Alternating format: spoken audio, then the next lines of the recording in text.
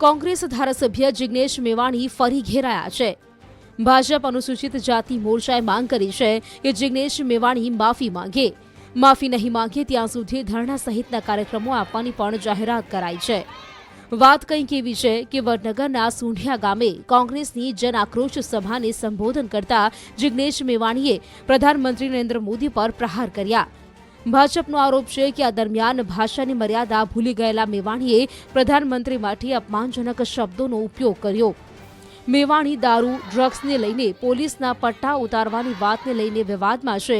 એવા સમયે હવે નવો જ મુદ્દો ઉઠ્યો છે। એમના માટે ગઈકાલે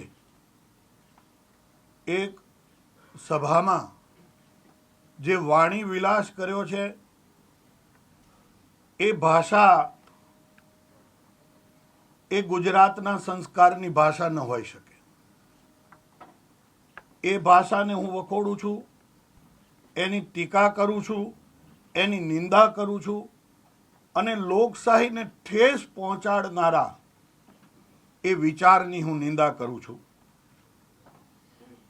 આ અપમાન એ કોંગ્રેસની કાયમી નીતિ, એ પરિવારવાદની નીતિ રહી છે। ત્યારે બક્ષીપંચ સમાજમાંથી આવતા, એમાં પણ અતિ પછાત એવા નાના સમુદાયમાંથી આવતા નરેન્દ્રભાઈનું વ્યક્તિત્વ કોંગ્રેસને હજમ નથી થઈ રહ્યું। એના અનુસંધાને સમગ્ર બક્ષીપંચ સમાજનું અપમાન છે, સમગ્ર ઉત્તર ગુજરાતનું અપમાન છે અને એનાથી આગળ એક માતાનું અપમાન છે। આ ક્યારેય સહન ન કરી શકાય। એના માટે થઈ અને ભાઈ જિગ્નેશભાઈ, તમે ધારાસભ્યની ગરિમા એને લજવી છે। તમે આબરૂ કાઢવાની વાત કરો છો તો ગુજરાતની જનતાએ તમને વિકાસના કાર્યો કરવા માટે થઈ અને વિધાનસભામાં મોકલ્યા હતા। મારે આપ સૌના માધ્યમથી એમને પૂછવું છે કે આપે આપના વિસ્તારની અંદર વિકાસના કયા કાર્યો કર્યા? આપે એ માતા બહેનોની યોજનાઓના લાભો કોના ઘર સુધી પહોંચાડ્યા? તમારો વાણી વિલાસ એ ગુજરાત જે છે એ તો વિવેકને સમજે છે। ગુજરાતની અંદર તો સાહેબ વિવાદ પણ વિવેકથી હોય છે અને વિરોધ પણ આદરથી હોય છે, પણ તમારી ભાષા એ તો એ ટપોરીને છાજે એ પ્રકારની તમારી પ્રતિક્રિયા હોય છે। ત્યારે તમારી એ પ્રતિક્રિયા એનું હું નિંદન કરું છું અને તમારા શબ્દોને હું વખોડું છું અને તમે સતત તમારી અંદર રહેલી ડંફાસ, તમારી અંદર રહેલી કડવાશ, એ વેરઝેરના શબ્દોથી નફરતની રાજનીતિ ગુજરાતની અંદર તમે શરૂ કરી છે। એની હું નિંદા કરું છું કે તમે બક્ષીપંચ સમાજના નાના એવા સમુદાયની અંદરથી આવતા નરેન્દ્રભાઈનું અપમાન કર્યું છે, માતાનું અપમાન કર્યું છે। તમે માફી માંગો, માફી માંગો, માફી માંગો અને એના માટે થઈ અને સમગ્ર રાજ્યભરની અંદર અનુસૂચિત જાતિ મોરચા દ્વારા, બક્ષીપંચના મોરચા દ્વારા અને અમારા આગેવાનો દ્વારા અમે જિગ્નેશ મેવાણીજી જ્યાં સુધી માફી નહીં માગે ત્યાં સુધીના કાર્યક્રમો પણ આપવાના છીએ। કે તમારા વડગામ વિધાનસભાની અંદર મારી પાસે અહીંયા આ એમની વિધાનસભાની અંદર દલિત સમાજના 27 જેટલા લોકો ઉપર અત્યાચાર થયા છે। તમે દલિતોના હામી અને હમદર્દ બનીને બેઠેલાની વાત કરો છો।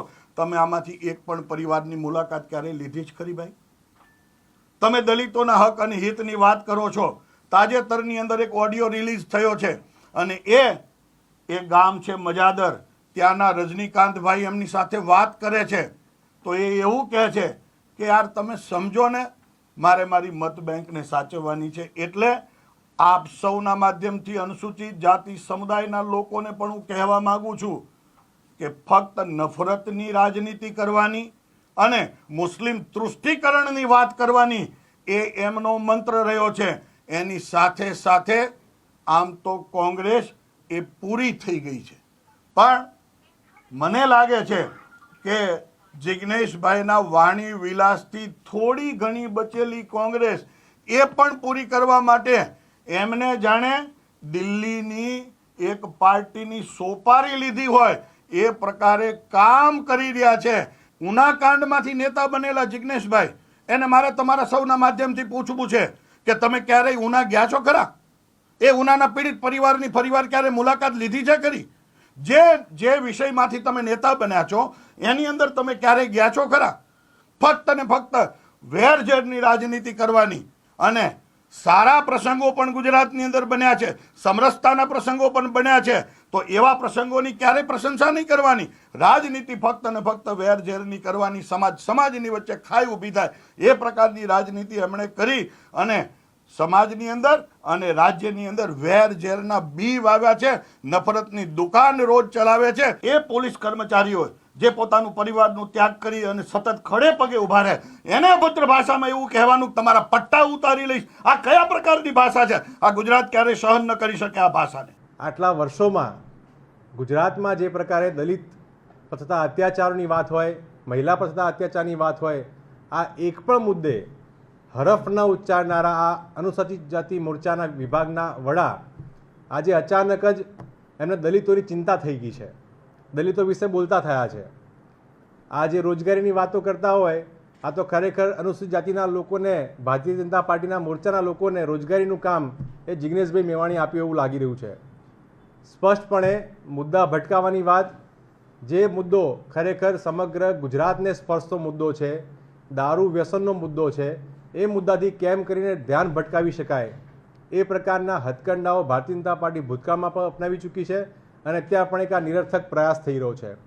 હું અનુસૂચિત જાતિના મોરચાના પ્રમુખને પૂછવા માગું છું કે આટલા વર્ષથી તમે ક્યાં હતા જ્યારે સત્તામાં, કેન્દ્રમાં અને ગુજરાતમાં તમારી સત્તા હોવા છતાં ગુજરાતમાં જે પ્રકારે દલિતો પર અત્યાચારની સંખ્યા એ વધી રહી છે ત્યારે તમારો અવાજ ક્યાં ગયો હતો? જે પ્રકારે ગુજરાતમાં શાળા અને કોલેજોમાં સ્નાતક વિદ્યાર્થીઓને સ્કોલરશિપ નહોતી મળતી, ત્યારે આ અનુસૂચિત